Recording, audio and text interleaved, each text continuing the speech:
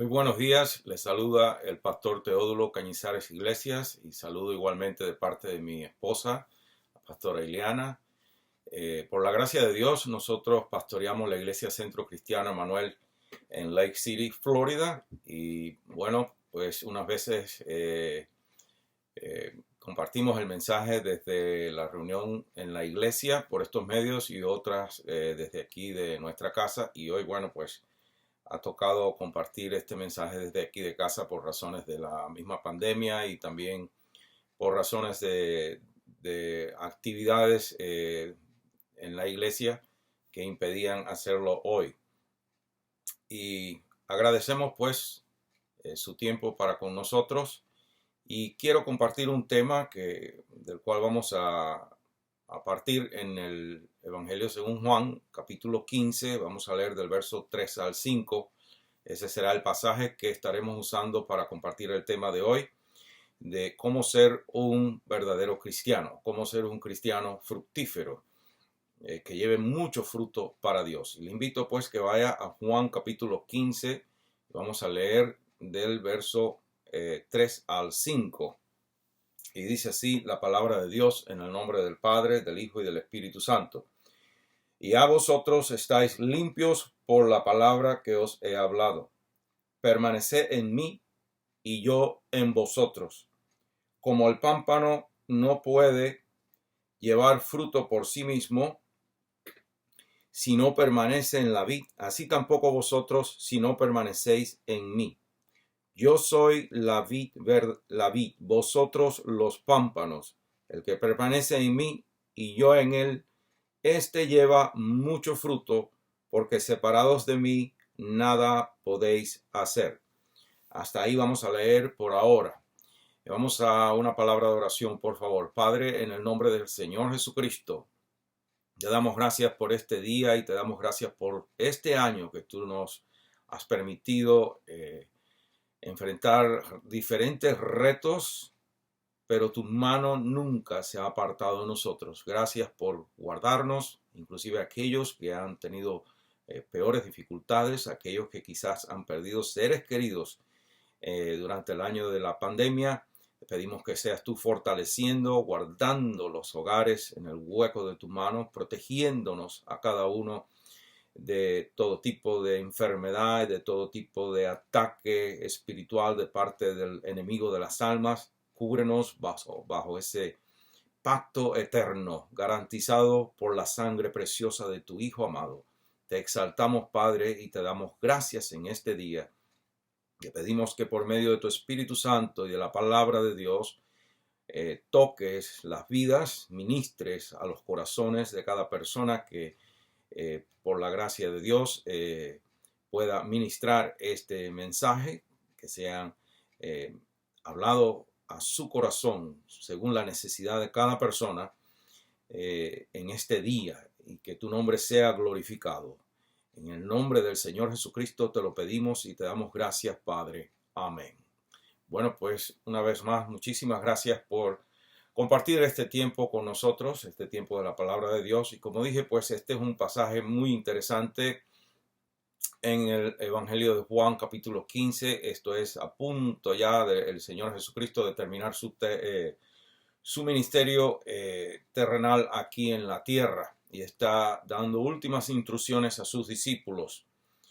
Y como vemos, uno de los principales propósitos, no hemos leído todo el capítulo obviamente, pero aquí está la idea central del principal propósito de lo que acabamos de leer. Está en el verso 5, donde dice: el que permanece en mí y yo en él, este lleva mucho fruto, porque separados de mí nada podéis hacer.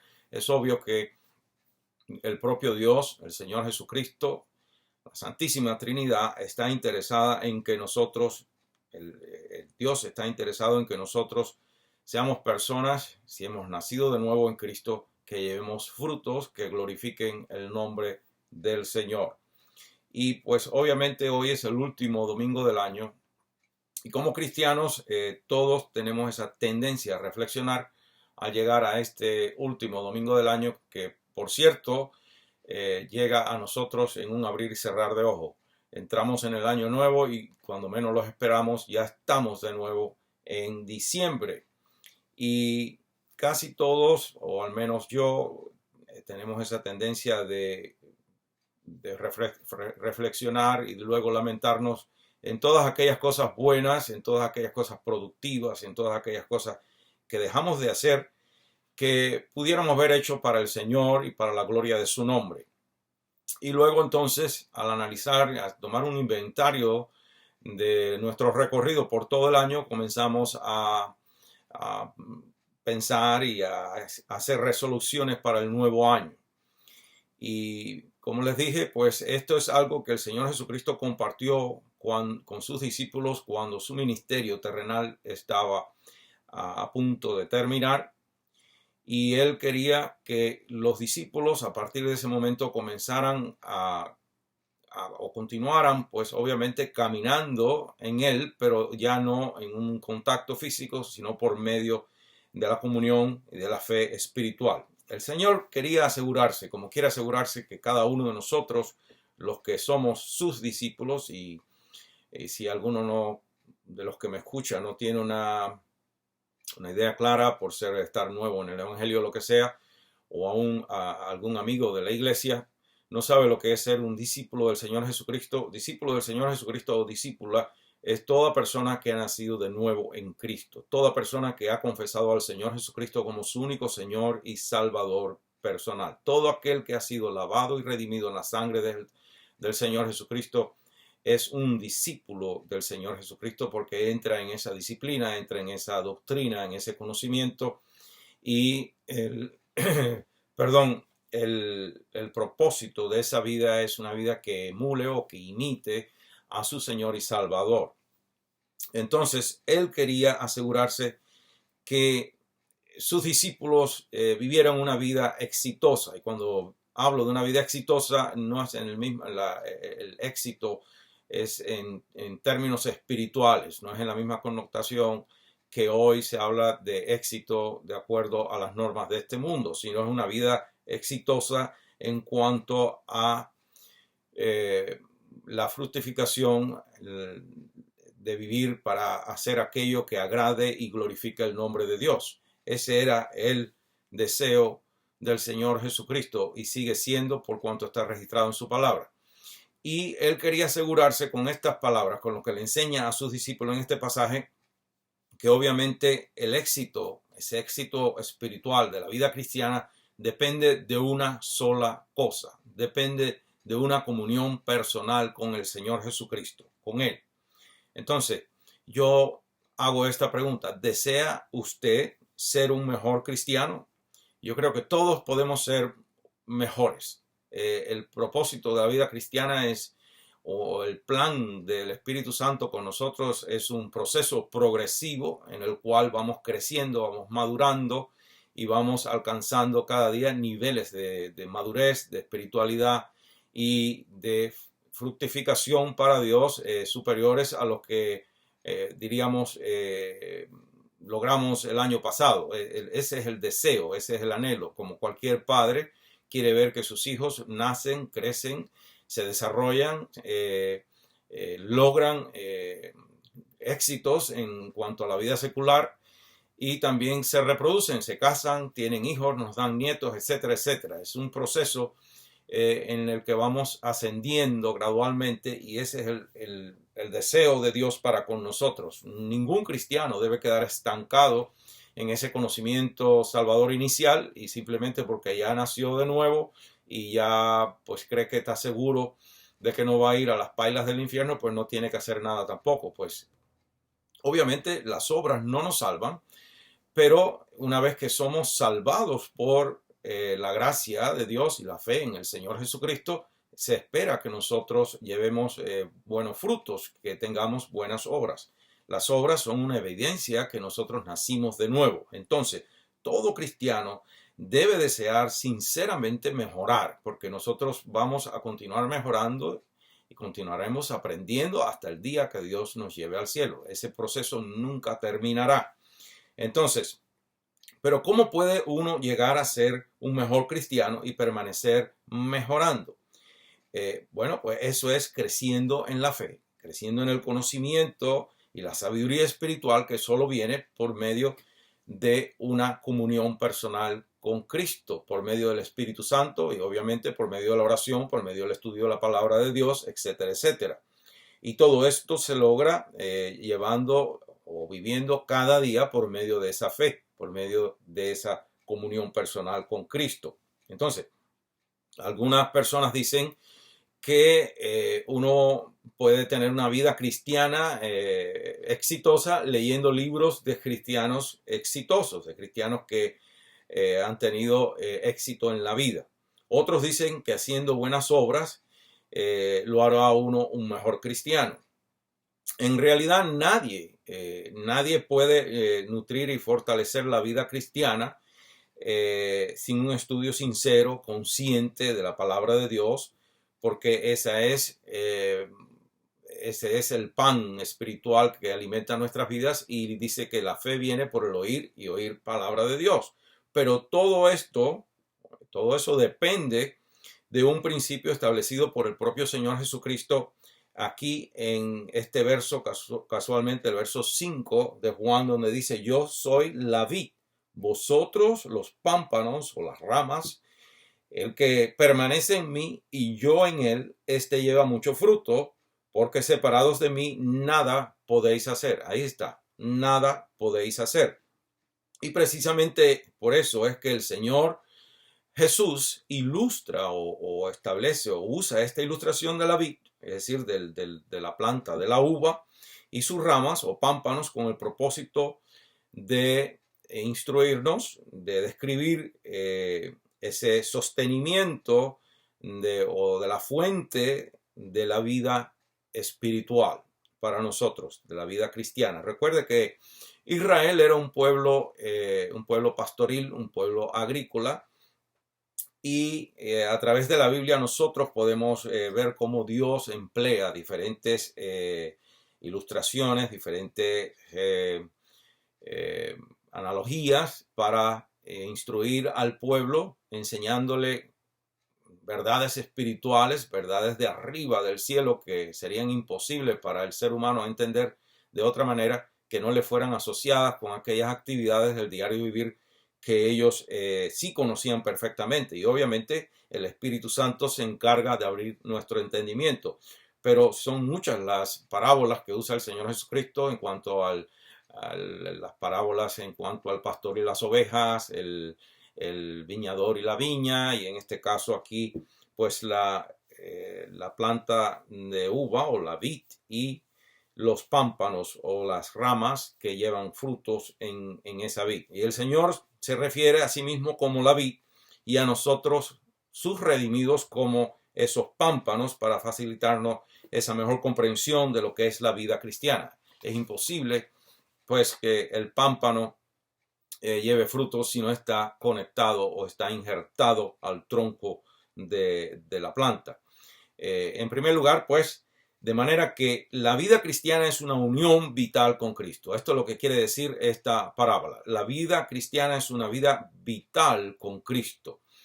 Muchas personas tienen conceptos erróneos acerca de cómo ser un verdadero cristiano. Los judíos, por ejemplo, se consideraban parte de la vida espiritual por derecho de raza, por derecho de venir, de descender de Abraham, y por cuanto a Dios dio las promesas a Abraham, ya ellos habían resuelto todo. Sin embargo, rehusaron tener comunión con nuestro Señor Jesucristo. Igualmente, muchas personas tienen diversas ideas de lo que significa estar unidos a Dios. Por ejemplo, algunos piensan que ser cristiano es estar en Cristo y que no se logra o que se logra siendo miembro de una iglesia, de una congregación. Eso tampoco es así. Tampoco se logra esa unión con Cristo por nacer en un hogar cristiano. Es decir, Dios no tiene nietos. No porque nosotros seamos cristianos quiere decir que ya nuestros hijos van a ser automáticamente cristianos. Cada persona tiene que tener un encuentro personal con Cristo, porque la salvación es individual, es personal, y Dios es un Dios personal que trata con nosotros a nivel personal, con cada uno de nosotros. De manera que en un momento dado nuestros hijos vienen creciendo, no hay una edad específica, pero obviamente ya el niño después de los 7, 8 años es capaz de entender a su nivel lo que el Señor Jesucristo hizo por él, y nuestros hijos confesaron al Señor Jesucristo, nuestro hijo Teddy, nuestra hija Ileana, cuando estaban principiando, diríamos, en la iglesia, cuando nosotros nos convertimos también a Cristo. Ellos andaban por los 7, 5 años y ya poco después confesaron también al Señor Jesucristo como su único Señor y Salvador personal. De manera que pues la vida cristiana es un proceso, y algunas personas, algunos cristianos creen que al instante que usted confesó al Señor Jesucristo como único Señor y Salvador personal, ya eso es suficiente, ya ahí quedó, como dije al principio. Pero así como uno nace, crece y se desarrolla, igualmente la vida cristiana es un crecimiento progresivo que depende de un conocimiento, de un fortalecimiento en la fe y en la doctrina bíblica, y obviamente se prueba si esa doctrina y ese conocimiento de la palabra de Dios y la persona del Espíritu Santo morando en nosotros está gobernando y dirigiendo nuestras vidas. Pues la prueba, la evidencia externa de todo eso es nuestra conducta, nuestro testimonio, el fruto de nuestras vidas. Y una de las muchas exhortaciones que hay en la palabra de Dios para que se logre ese crecimiento en nosotros está en Primera de Pedro 2, del verso 1 al 3. Y vamos a ir un momentito allá para compartir esa palabra con ustedes. Me van a perdonar si me tomo un poco más del tiempo, porque mis manos están sumamente secas por este frío y cuesta hojear las páginas. Pero ya estamos ahí. En Primera de Pedro, capítulo 2, verso 1 al 3, dice así: desechando pues toda malicia, todo engaño, hipocresía, envidias y todas las detracciones, desead como niños recién nacidos la leche espiritual no adulterada, para que por ella crezcáis para salvación, si es que habéis gustado la benignidad del Señor, si es que hay alguna gratitud en nosotros, y obviamente la convicción y la realización de que sin Cristo nosotros estamos absolutamente perdidos. Muchos cristianos nunca crecen porque nunca desean la leche espiritual de la palabra de Dios. Y ese verso pues en sí mismo es un mensaje completo, y no tengo yo tiempo a entrar a explicarlo todo o a comentar sobre el mismo, porque no nos daría tiempo a terminar este mensaje que tenemos delante. Pero en una cáscara de nuez, como solemos decir, en pocas palabras, casi todo el que me está escuchando me supongo que sabe lo que es un niño cuando tiene hambre. Un bebé cuando tiene hambre monta una tremenda perreta, grita desesperado y no deja de gritar, y no acepta ninguna alternativa, ni siquiera un pacificador o un biberón, o como le llaman en su país, una tetera vacía, excepto que le den su botella de leche. Y cuando le dan su botella de leche, o si lo está amamantando su madre, en ese momento es que calla y comienza a alimentarse. Y eso es lo que quiere decir la palabra de Dios, que en nosotros haya un anhelo, haya un hambre desesperante por la palabra de Dios. Y eso obviamente no se logra por nosotros solos, eso se pide y se anhela en oración también. Entonces nosotros, para poder crecer en las cosas de Dios, nos tienen que gustar las cosas de Dios, tienen que desarrollarse en nosotros un apetito por la palabra de Dios y por el conocimiento de las cosas de Dios. Entonces, la frase favorita del apóstol Pablo, en este caso, para referirse a un cristiano, era una persona en Cristo.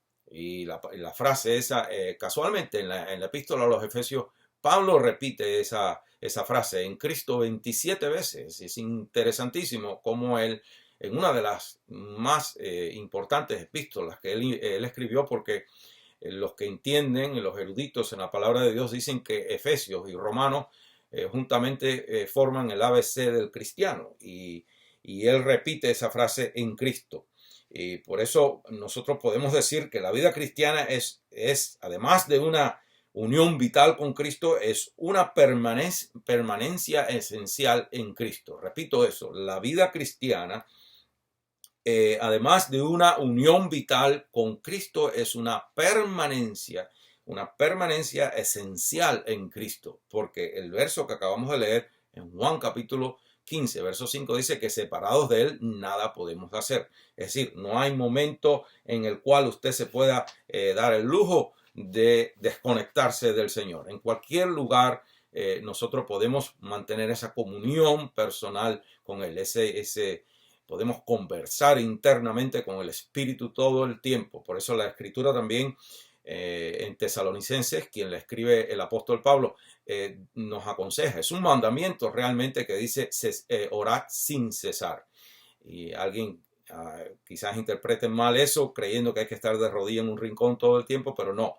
Hay tiempo para orar, pues ese tiempo personal en el cual nos separamos para la oración, pero usted puede orar todo el tiempo. Todo el tiempo usted puede estar trabajando, usted puede estar haciendo la actividad que sea, guiando en la autopista y usted puede estar conversando con Dios. Se puede hacer, y yo le digo que se puede porque yo lo vivo. De manera que es una cosa que se puede hacer y es muy importante. Guarda nuestra mente de toda musaraña que no nos sirve para nada y que no nos conduce a nada bueno. Nuestros pensamientos deben estar sometidos, sujetos y entregados por completo bajo el señorío del Espíritu Santo. Entonces, para llegar a esa meta que todos anhelamos ser un verdadero cristiano, es indispensable permanecer en Cristo. En Cristo, esa frase realmente viene del griego, es traducida de una fraseología griega, del idioma griego, que en sí quiere decir muchísimo más de lo que nosotros en el castellano interpretamos. En el idioma castellano, cuando hablamos estamos en Cristo, pensamos que eso sucedió el día que confesamos al Señor Jesucristo como único y Señor Salvador personal y ya estamos en Cristo. Pero la frase traducida del griego comunica mucho más que eso. Es como que diríamos, para poderlo ilustrar, que Cristo sea una habitación, una casa, y usted está en la puerta afuera, y el estar en Cristo es que al entrar por esa puerta, por el umbral de esa puerta, usted no se conforma con solo haber pasado la puerta y quedarse adentro ahí paradito, sino que estar en Cristo significa que al entrar en la habitación usted continúa penetrando cada vez más profundo, continúa caminando hacia dentro de esa habitación y obviamente por cuanto se trata de Cristo no tiene límites, no hay fin, no hay cómo llegar al fondo ni a lo más profundo, sino que mientras más usted busca, Él más le da, mientras más le da, usted más tiene y más desea. Y no estoy hablando de cosas materiales, estoy hablando de esa intimidad personal y de esa dependencia personal que se va desarrollando, que es maravillosa. Entonces, estar en Cristo es una búsqueda constante de su presencia, una búsqueda constante de agradar su corazón, es una búsqueda constante de glorificar su nombre, es una búsqueda constante de vivir su palabra. Por eso, en el verso que continúa más adelante, en el verso 7, Él nos da una promesa maravillosa donde dice, si permanecéis en mí, estoy ahora en Juan capítulo 15, verso 7, si permanecéis en mí, y mis palabras permanecen en vosotros, pedid todo lo que queréis y os será hecho. Pues bueno, una persona que permanezca en Él, es decir, en el Señor Jesucristo, y una persona en la que las palabras del Señor Jesucristo permanecen, eso quiere decir una persona que es gobernada por la palabra de Dios, porque las palabras del Señor Jesucristo son todo el consejo de la palabra de Dios desde Génesis hasta Apocalipsis. Esas son las palabras del Señor Jesucristo. La Biblia es la palabra de Dios. La palabra, Jesucristo es la palabra de Dios encarnada y esta es la palabra de Dios escrita y sellada con la sangre del Señor Jesucristo. Es decir, que la doctrina de Jesús no se limita a los evangelios y a las epístolas del Nuevo Testamento. Es todo el consejo de la palabra de Dios. Entonces, una persona en la cual permanece la palabra de Dios es una persona gobernada por la palabra de Dios. No necesariamente que sea una persona que la conozca, de una punta a la otra o de una cobertura a la otra, que la pueda citar de memoria. Todo eso es maravilloso, pero mucho más maravilloso es vivir lo que usted conoce de la palabra de Dios. El diablo la conoce mejor que todos nosotros y no la vive, más bien la contradice, la tergiversa y la usa para engañar y para pues confundir y inclusive deshonrar a Dios. Que nunca lo logrará, pero ese es el propósito de él. Lo que quiero decir es que entienda que una persona, el Señor Jesucristo puede hacer esa promesa donde dice que que si mis palabras permanecen en vosotros, pedid todo lo que queréis y os será hecho. No quiere decir que ahora vamos a pedir nuestros caprichos, nuestros antojos, o vamos a pedir egoísticamente por razones personales, sino que cuando usted es una persona en la cual permanece en el Señor Jesucristo y la palabra del Señor Jesucristo obviamente gobierna en su vida, usted es gobernado por la palabra de Dios, usted no va a pedir en la carne, usted va a pedir en lo espiritual, porque usted ha sido enseñado por la palabra de Dios para pedir de acuerdo a la voluntad de Dios y pedir de acuerdo a aquellas cosas que redunden para la sola gloria de Dios. Y está garantizado que si lo que usted pide es para la gloria de Dios y dentro, obviamente, de la voluntad de Dios, entonces usted lo va a recibir. No es que ahora le va a pedir un jet privado al Señor y ya se lo va a dar, o que le va a pedir un Rolls Royce o un Mercedes-Benz o un Ferrari, todas las sandeces que se dice que se le pidan a Dios, y por cuanto ya usted invoca su nombre, él no le queda más remedio que dársela. Eso no es así. Eso no es así. Aquí estamos hablando más de cosas espirituales que materiales.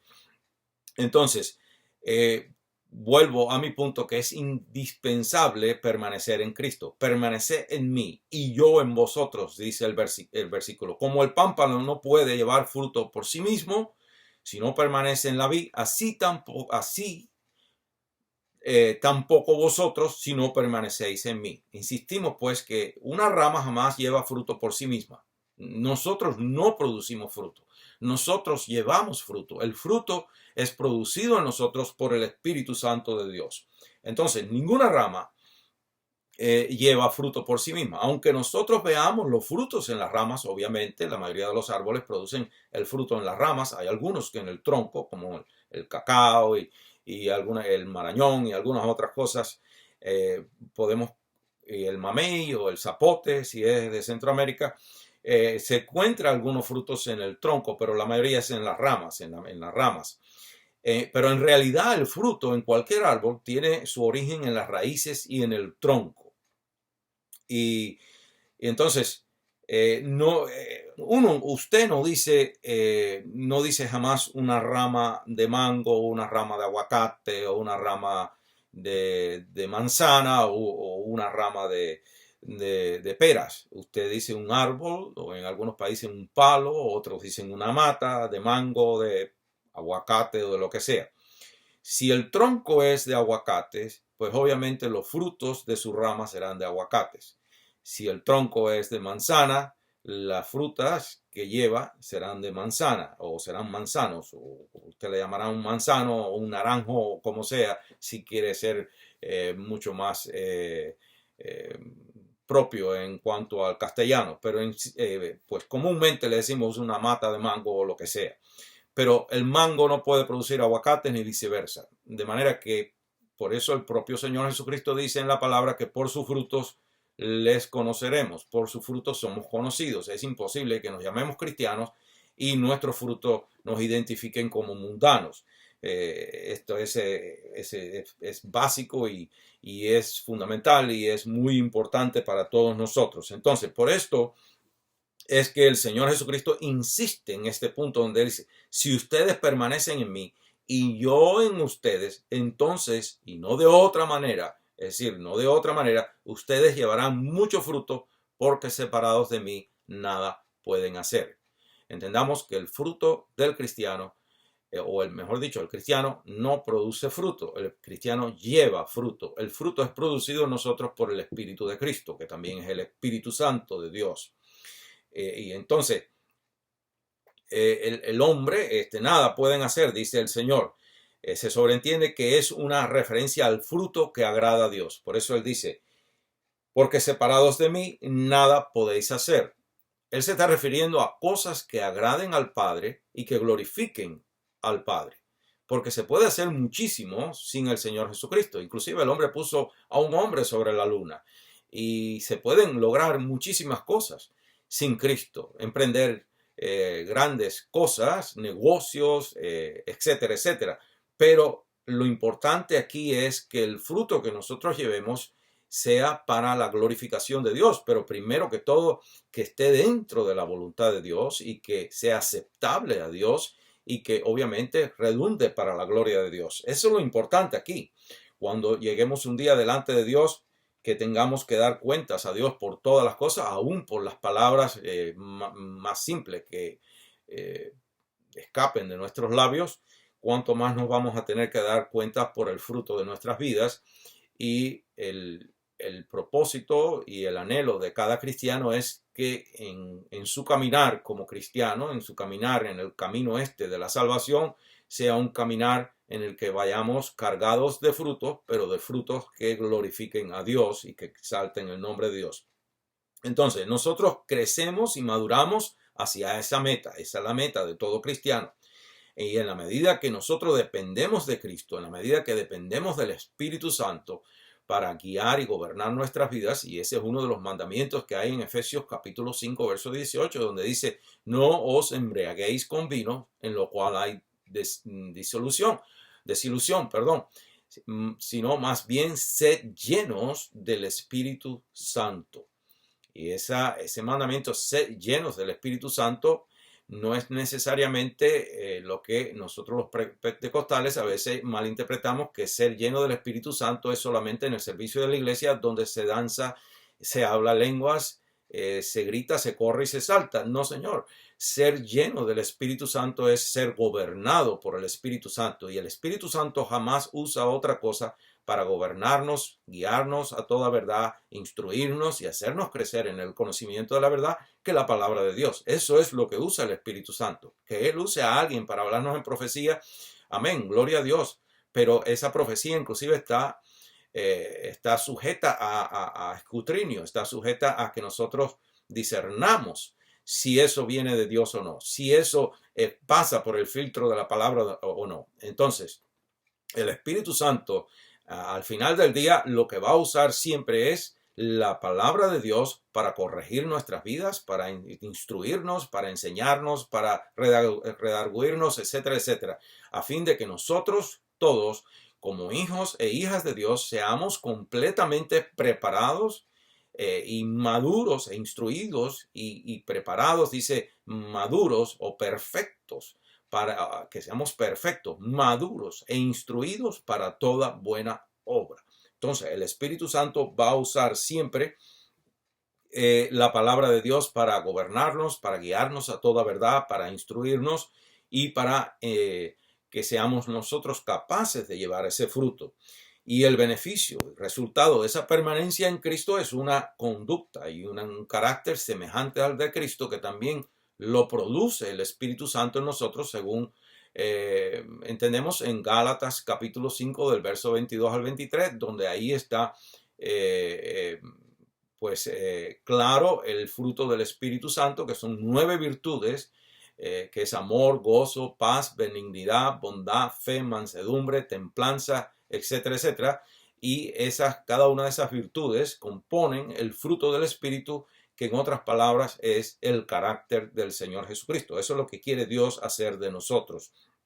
Y el punto número 3 de nuestro mensaje es que entonces los cristianos somos escogidos con propósitos divinos. El Señor Jesucristo está hablando de esta manera a sus discípulos porque, recuerde, ningún ser humano jamás ha buscado a Dios. Esto está demostrado en la palabra de Dios, específicamente en el capítulo 3 de Romanos, está demostrado en este capítulo 15 de Juan, donde el verso 16 el Señor Jesucristo mismo le dice a los discípulos que ninguno de ellos le buscó a Él. Él le dice, ustedes no me escogieron a mí. Vamos a verlo, vamos a leerlo literalmente de la palabra, donde dice, no me elegisteis vosotros a mí, sino que yo os elegí a vosotros y os he puesto para que vayáis y llevéis fruto. Ahí sigue. Y vuestro fruto permanezca, para que todo lo que pidiereis al Padre en mi nombre, Él os lo dé. Esto de llevar fruto para la gloria de Dios es vital. Máxime que el ser humano vive enfocado en su mayoría y sobre todo en estos últimos tiempos, cuando se le enseña tanto a la iglesia que todo redunda en pedir y recibir, no tanto en servir, no tanto en cumplir con nuestros deberes como cristianos, sino en reclamar nuestros derechos. Es todo un solo desastre que no lo acabo de entender yo. Es todo como niños malcriados demandando de Dios por cuanto ya Jesús pagó el precio y en su nombre, como si el nombre de Cristo fuera una vara mágica, que a Dios no le queda más remedio que corresponder a nuestros caprichitos y a nuestras malas crianzas y a nuestros deseos personales egoístas y carnales. Entonces es muy importante que entendamos esto. Nosotros fuimos escogidos con propósitos divinos para que, sobre todas las cosas, sí, salvarnos de Satanás, del yugo de Satanás, del reino de las tinieblas, salvarnos de nuestros propios pecados y de la muerte eterna y la condenación eterna en el infierno. Amén. Pero también con propósitos divinos para servir mientras estemos aquí y para glorificar el nombre de Dios mientras estemos aquí. Entonces, repito, el punto número 3, y ya tengo que ir terminando de este mensaje, es que nosotros los cristianos fuimos escogidos por Dios, escogidos por el Señor Jesucristo, con propósitos divinos. Y la ilustración de la vid y sus pámpanos es obviamente un símbolo muy significativo en la historia bíblica. Y ¿quién planta una vid para que solo dé hojas? ¿O quién planta cualquier árbol frutal, cualquiera que sea, de nuestro trópico, sea un mango, sea un aguacate, o sea un marañón, o sea un zapote, o como usted le llame, o un anón o lo que sea? ¿Quién planta un naranjo para solo recoger hojas? ¿O un limonero para solo buscar espinas en él? Pues plantamos frutos para que lleven frutos para nosotros, produzcan frutos para nosotros en ese caso. Y esta ilustración de la vid fue pues empleada en cuanto a Israel, pero Israel, el pueblo de Israel fracasó como la vid, la vid de Dios. Los profetas de Dios, pues dirigidos o inspirados por el Espíritu Santo, aplicaron esa ilustración para demostrarle lo mismo y hablar en esos términos al pueblo de Israel. Isaías describió a Israel como una vid que degeneró en vid silvestre. En vid silvestre porque se conformó con dar una calidad de fruto inferior e inaceptable. De manera que usted, si es un cristiano, usted del 30% no se puede conformar con dar el 25%. Si es usted un cristiano del 60%, según la parábola en la Biblia, usted no se puede conformar con el 59%. Y si usted es un cristiano que Dios lo llamó para fructificar y llevar fruto del 100 por 1, no se puede conformar con el 90% porque eso tampoco va a agradar a Dios. Dios nos capacita para lo que Él nos capacita y Él espera que seamos capaces de responder, porque al fin y al cabo todo lo que usted necesita para vivir una vida victoriosa cristiana le ha sido ya dado en el Señor Jesucristo. Todo lo hemos recibido ya en Él.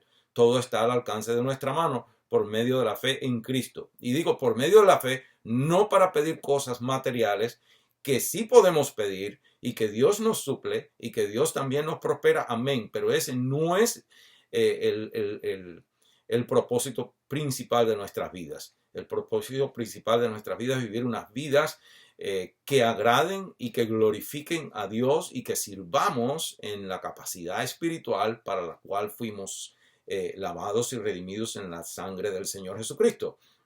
Entonces, como se me acaba del tiempo, esto usted lo puede comprobar en Isaías capítulo 5 del verso 1 al 7, donde Isaías llama a la nación de Israel vid silvestre, porque se conformó con dar una calidad de fruto inferior a aquella para la cual fue llamada. Jeremías también, en Jeremías capítulo 2, verso 21, yo no puedo ir allá porque ya tengo que cerrar. Jeremías compara a Israel con una rama o pámpano degenerado. Eso es algo horroroso y nosotros como cristianos no podemos permitir eso en nuestras vidas. Y Oseas la llama vid sin frutos, aún peor aún. Oseas 10:1.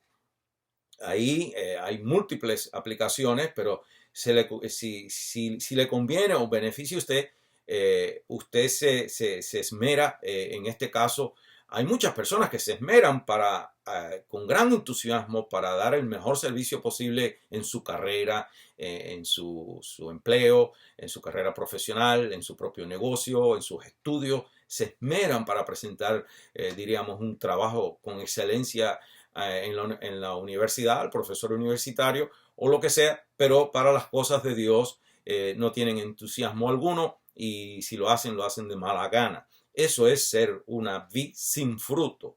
Eso es ofender a Dios porque los dones, talentos y habilidades que tenemos y que inclusive podemos emplear en las cosas del mundo, pero se nos dieron inicialmente para glorificar a Dios.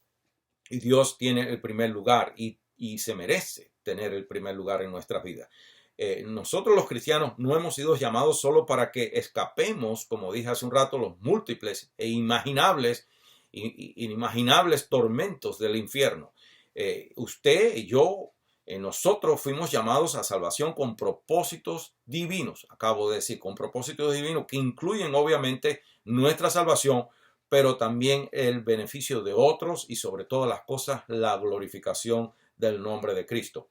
Note cómo en Juan capítulo 15, verso 3, el Señor les dice le dice a ellos, en otras palabras, casi parafraseado, le está diciendo, ustedes han creído mi mensaje, el mensaje de la palabra. Me han reconocido como el Hijo eterno de Dios, como único Señor y Salvador personal. Ustedes son salvos. Ustedes son salvos, pero yo no los escogí solamente para que sean salvos, los escogí para que también lleven fruto, es decir, para que glorifiquen mi nombre. Usted no fue salvado por el Señor Jesucristo solo para escapar el infierno. Usted no puede estar cruzado de brazos, hermano o hermana, donde quiera que usted esté. Usted no puede ir a la iglesia o donde se reúne la iglesia, porque la iglesia somos nosotros. Y cuando nos reunimos en el santuario, allí se reúne la iglesia. Usted no puede ir ahí a cruzarse de brazos, a escuchar y recibir, a engordar espiritualmente, a calentar una banca y a hacer absolutamente nada. Las obras no nos salvan, pero en el instante que usted fue salvado para hacer buenas obras. ¿Se da cuenta? Las obras no lo salvan a usted, pero en el instante que usted fue salvado para hacer buenas obras y Dios espera que nosotros las hagamos. Para eso fuimos salvados. Entonces, la Biblia dice que la fe sin obra es muerta. Podemos decir o deducir de la misma Biblia que un cristiano sin fruto es un cristiano muerto. Y es imposible. Teológicamente hablando, no existe un cristiano muerto. Muertos estábamos antes de nacer en Cristo. Como dice Efesios capítulo 2, del verso 1 al 3, dice que estábamos muertos en delitos y pecados. Y ahí ese pasaje de Efesios 2, del verso 1 al 3, presenta el cuadro más negro, más tenebroso, más horrible y las palabras más duras que jamás se han dicho sobre el ser humano. Pero para la gloria de Dios, el verso 3 comienza exactamente con esa preposición. Pero Dios, como que Dios irrumpió en el escenario horrible de muerte en el cual estábamos atrapados en nuestra naturaleza pecaminosa. Que por nuestra naturaleza pecaminosa estábamos condenados eternamente, porque por más que quisiéramos agradar y buscar a Dios, no podíamos, porque el pecado o nuestra naturaleza pecaminosa nos hace, por naturaleza, estar en rebeldía contra Dios. Entonces, aquí vemos pues que nosotros no podemos estar en esa condición. El cristiano sin fruto sería un cristiano muerto y teológicamente hablando es imposible. No tiene sentido. El verso 5, el verso 8, el verso 16 de este pasaje de Juan 15 o de este capítulo de Juan 15 prueba todo eso. Y primera de Pedro 2.9 dice también lo mismo, que nosotros somos siervos de Cristo, embajadores del reino de Cristo. Note las promesas que hay condicionadas. Si nosotros cumplimos, es decir, con estos mandamientos, el verso 7, ya lo leí, dice que si nosotros permanecemos en Él y las palabras de Él permanecen en nosotros, podemos pedir todo lo que querramos a Dios. El verso 8 dice que en esto es glorificado Dios Padre, en que nosotros llevemos mucho fruto y eso prueba, una vez más, que somos discípulos y discípulas de Cristo. El verso 10 dice que si nosotros guardamos sus mandamientos, Y todo esto que está antes de este verso 10 son mandamientos que permaneceremos en su amor, así como yo, dice el Señor Jesucristo, he guardado los mandamientos de mi Padre y permanezco en su amor. En el verso 8 dice, y estas cosas os he hablado para que mi gozo esté en vosotros y vuestro gozo sea cumplido. Por eso a veces llegamos a este último domingo del año lamentándonos de todo lo que no hemos logrado porque no hemos cumplido con lo que es vivir en Cristo y caminar en Cristo y vivir para glorificar a Cristo. Cuando usted vive para Cristo, cuando Cristo es la pasión de su vida, hay gozo en nuestras vidas. Pero cuando vivimos un año en la que la mayoría del tiempo vivimos para nosotros y vivimos para nuestra agenda y para nuestros propósitos, entonces llegamos al último domingo del año lamentándonos y con depresión y tristeza y todo ese sentimiento de sentirnos incapacitados y limitados e infieles a nuestro Señor y Salvador. ¿Por qué? Porque vivimos para nosotros. Pero si vivimos para Cristo, llegaremos a este último domingo del año, todos los años regocijándonos, rebosando de gozo, y Él inclusive nos imparte mayor gozo. Por eso le pido que usted considere esto y que ponga estas palabras en su corazón y sobre todo este pasaje de la Escritura, que lo lea detenidamente todo el capítulo 15 de Juan y usted permita que el Espíritu Santo de Dios more y gobierne en su corazón, porque cuando el Espíritu Santo mora y gobierna en nuestro corazón, Él nos guía a toda verdad, Él nos capacita y Él nos muestra qué y cómo debemos hacer las cosas y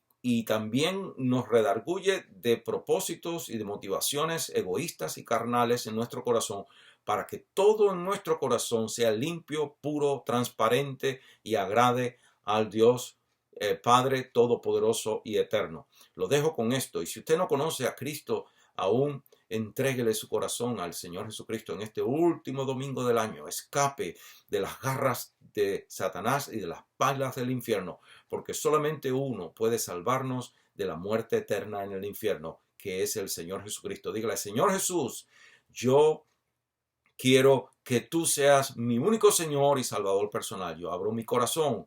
Entra en mi corazón y sálvame. Inscribe mi nombre en el libro de la vida. Yo quiero conocerte íntimamente. Yo quiero entrar en tu presencia y nunca salir de ella y caminar y profundizar cada día más y llevar mucho fruto, fruto que permanezca y que glorifique el nombre de Dios Padre todos los días de mi vida. Diga eso y nunca se va a arrepentir.